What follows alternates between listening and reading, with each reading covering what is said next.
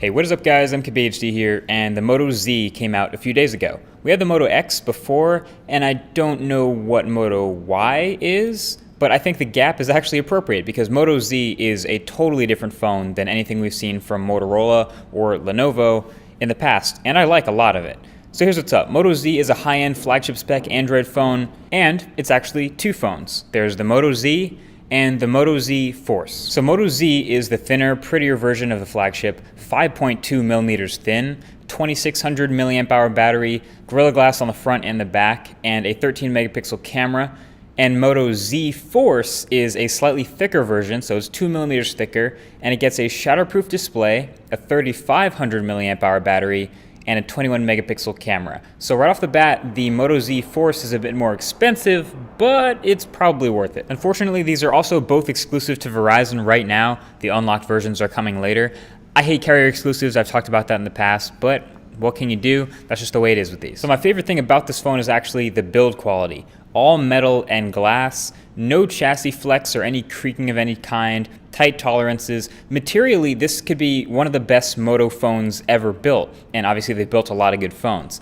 And I also do think it looks pretty good in black, and that's just my opinion, but obviously that's pretty subjective, but there's no arguing that this guy is well built, and as a result, it feels great to hold and carry. It's really solid.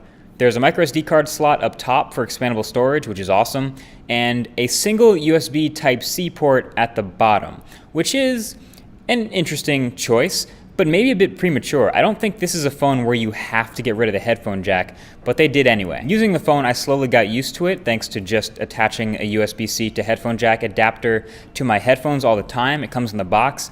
And I also use Bluetooth audio a bit more, but yeah, of course I still miss that headphone jack a lot. The buttons on the phone are clicky and everything, but they're a bit of a stretch with the volume buttons all the way at the top corner. I mean, I have big hands, so even for me it's a stretch, which means if you have smaller hands, it's probably a bit of a pain to reach them. The other side of the phone is blank, so they could have put the volume buttons over there on the left or put them below the power buttons like most other phones. But I'd say maybe the worst thing about this phone is that it's a pretty constant fingerprint magnet, and it definitely doesn't look good with fingerprints. So if you hate them as much as I do, you can either grab a dbrand skin for it, which leaves the pins at the bottom exposed and wipes out the fingerprints completely, which is great. I'll link it below. Or you can grab a color swap piece from Motorola. They're a little more expensive, but they're way easier to put on and take off, and I'll talk about them more in a second in this video. So aside from the frustrating buttons, and I guess maybe the lack of water resistance, Moto Z is built great. On the front, you have a fingerprint reader in this square that kind of doesn't match with the rest of the aesthetics on the front of the phone, but it's fast and it works well, so I'm not complaining that it's there. And you can long press to read your finger and wake up, and then while it's on, you can long press again to sleep. It's not actually a home button, no matter how many times you accidentally try. And the screen we're looking at on the front is a 5.5-inch Quad HD AMOLED display. Again, very good. Really high pixel density, obviously, and viewing angles are more than good enough. Pretty wide and colors stay accurate. It doesn't get quite as bright as Samsung's panels, but most don't. It's not the easiest to see outdoors, but other than that, the display on Moto Z looks pretty good. And the software itself is Android 6.0 Marshmallow right now, with Moto's very light customizations on top. And a lot of this is at least familiar to what we've seen in other Moto phones, even if the outside, the package it comes in, is way different. So you have, your screen off gestures, your chop to turn the flashlight on and off, and the almost invaluable twisting twice to open the camera, for example. Those things aren't going anywhere. You almost get used to them and miss them on other phones.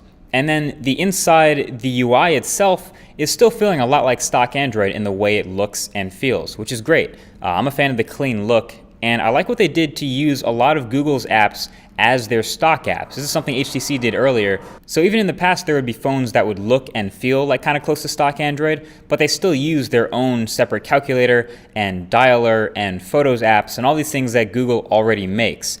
So now with this phone, you take a picture and you swipe over and you're in Google Photos right away. The one and only calculator app is the Google Calculator. The one and only calendar app is the Google Calendar. Now obviously not everyone's going to notice or even care, but I think that's a really nice touch, and it kind of gets nullified by the fact that it's a Verizon phone, so now there's also a bunch of Verizon bloatware in there. But, it's the thought that counts. So aside from the Verizon bloatware, I'm a fan of the software experience, which means I'll probably be really happy with the unlocked version later this year. I'm disappointed that Motorola isn't fully committing to the regular Google security updates like on time for Android, but I still think it'll get upgraded to new versions of Android faster than most phones. And performance, as you can probably already tell, has been smooth with my time with this device, as you would expect with a high-end device with top-notch specs. Animations are quick, opening and closing and switching between apps is quick, it's snappy. I got pretty warm actually to the touch after using it for a while, or especially after a long session of either web browsing or gaming. Not to the point of any performance issues, but still something to notice. Now, the camera on the back of this phone is another weird point for the Moto Z. First of all, I can say that cameras in smartphones has never really been a strong point for Motorola. It's just true, they've never really had the top of the game smartphone cameras, and sadly, that's still true with this camera. So here's the deal, I did most of my testing with the Moto Z Force, so 21 megapixel camera, f1.8 aperture, optical image stabilization, dual LED flash. And for the most part, the pictures looked pretty decent, especially in good lighting. It tends to overexpose a little bit, which leads to more blown highlights than lost shadows, but that's not a huge problem. There's definitely a lot more noticeable processing though. First of all, you get a lot of sharpening going on, and there's also plenty of noise reduction. And when you combine that, you get some pretty soft or grainy night shots, depends on what you're taking a picture of, which in this kind of an area, the camera falls apart pretty quick. It is not good at night or in low light. But look, that's not like it's not capable of taking great photos. Most high-end smartphone cameras are capable of taking great photos. But when I say it's hit or miss, that just means it's a little bit more missed than you would like it to be in your daily phone, but it can definitely hit if you get it in the right conditions. Also, if you're into selfies, the front-facing camera is pretty decent. It's a wide angle, it exposes well, and it has a front-facing LED flash, which you don't see every day. The actual camera bump on the back of this phone was pretty interesting though, because with the thicker phone you would think they would get rid of the camera hump, but they didn't. The thicker Moto Z Force has the exact same camera hump, and that's because it's probably the first phone to ever have a camera hump with a purpose. It has a function to it. It's for keeping Moto mods in place. So Moto mods are Motorola's answer to the wave of modular smartphones we've seen in the past year or so. Those pins you saw at the bottom of the phone, that's a combination of magnets and smart connectors that let the phone connect to a range of accessories like the color swap back I told you about earlier, and wrapping around the camera bump helps it hold in place super well. Now, I don't even know if I'd call this stuff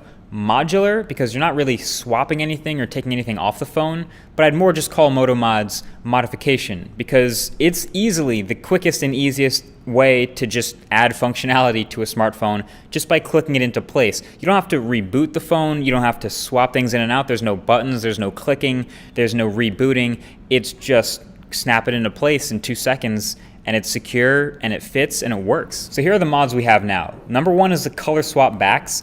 They just get rid of the camera bump and change the color / material of the back of the phone. The battery backs, these are a little bit thicker and they snap on and they just immediately start charging the phone. The JBL speaker, which gets super loud, way louder than the phone's single front-facing speaker, and also has a large battery extension and even a little kickstand. And the projector, which has a built-in battery for power and can project whatever's on your smartphone screen onto a wall or any projectable surface. So Moto Mods are actually pretty awesome as they are now, and we can cross our fingers for more to come since Motorola promises to try to make them work with future Motorola phones as well. Only problem is they're a little bit expensive and it's hard to buy into these with a promise of an ecosystem, especially when your next phone might just come from Samsung or Apple or anyone else really. But I stand by that this is the best execution of a smartphone mod that I have ever seen. Also, here's a $1 million idea, a Moto mod with a high quality DAC and a headphone jack at the bottom and like a little battery in there. That would be awesome. You're welcome. I'll take 10%. My favorite mod though, besides probably the color swap one, is definitely the battery because the battery life of the existing Moto Z and Z Force is really super average. Obviously the Moto Z has a 2600 milliamp hour battery. That can only take you so far with a big bright Quad HD display. I'm not surprised I was only getting 2.5 hours of screen on time and having to charge every single day. Didn't shock me at all. Moto Z Force has a 3500 milliamp hour battery, and again, I'm getting like 3 hours and change of screen on time, which for me is still charging every night when I'm using the phone with matched brightness all day. But it's definitely like the battery mod is the easiest way to just click it on. It's better than a battery case because you don't have to like attach it around the phone. When you attach it to the phone, it starts charging immediately. That's pretty awesome. So at the end of the day, Moto Z is a great idea with great execution but it's just not a complete package. Like, especially if you're looking for a phone with a great battery life or a great camera, then you're not going to find it here, and you probably won't buy this phone for that. But a lot of what they tried is awesome. I'm glad they did it. Thank you, Lenovo/Moto, for trying this and making Moto mods work so well, and I do hope it works really well, and I do hope there are more third-party Moto mods from other companies that just want to get in on this on the ground floor, because Generation 1 is pretty damn good. So that's been it. Thank you for watching, and I'll talk to you guys in the next one. Peace.